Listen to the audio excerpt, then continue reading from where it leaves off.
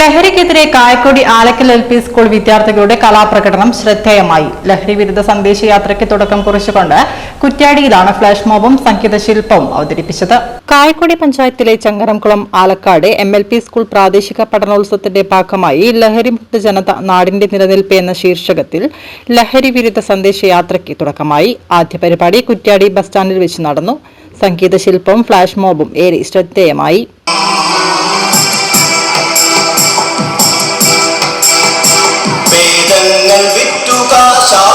മതങ്ങളെ വേദാന്തമോതുന്നതാദ്യം തടയണം.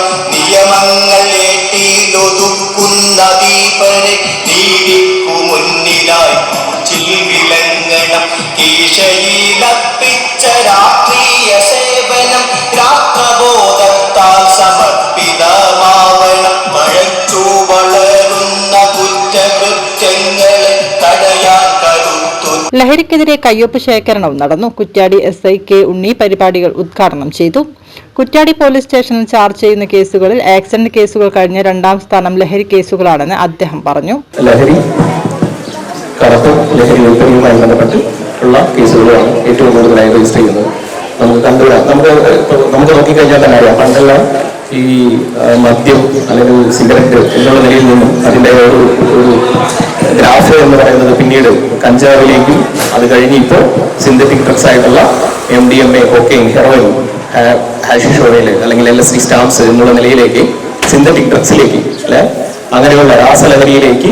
പരിപാടിയിൽ പ്രധാന അധ്യാപകൻ AV Nasaruddin, Sathyajith Kunnummal BRC, Jameela Jamaluddin KP, vice president PTA Farsana Sadath, MTA president Subair Cheekkonnuchalil, Mujeeb VP, Divya K Divakaran, Fathima M, Praseeda GS, Ansab M, Muhammad Shamas, Abdulla, Famdan Dawood എന്നിവർ സന്നിഹിതരായി.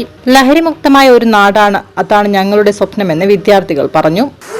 ലഹരി ഉപയോഗിക്കരുത്, ലഹരിക്കും ആരും അടിമപ്പെട്ടു പോകരുത്. ലഹരി എന്നത് ഒരു മനുഷ്യന്റെ ജീവിതം നശിപ്പിക്കാൻ ഉദ്ദേശിക്കുന്ന ഒരു വസ്തുവാണ്. ലഹരി എന്നാൽ ഒരു മനുഷ്യനെ നശിപ്പിക്കുന്ന ഒരു വിപത്താണ്. നമ്മുടെ ചുറ്റും കഴുകൻ കണ്ണുകളുണ്ട്, നാം സൂക്ഷിക്കുക.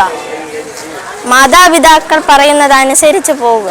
കുറ്റ്യാടി പതിയ bus stand, Kuttiadi river road എന്നിവിടങ്ങളിലാണ് ആദ്യ ദിനം വിദ്യാർത്ഥികൾ പരിപാടി അവതരിപ്പിച്ചത്.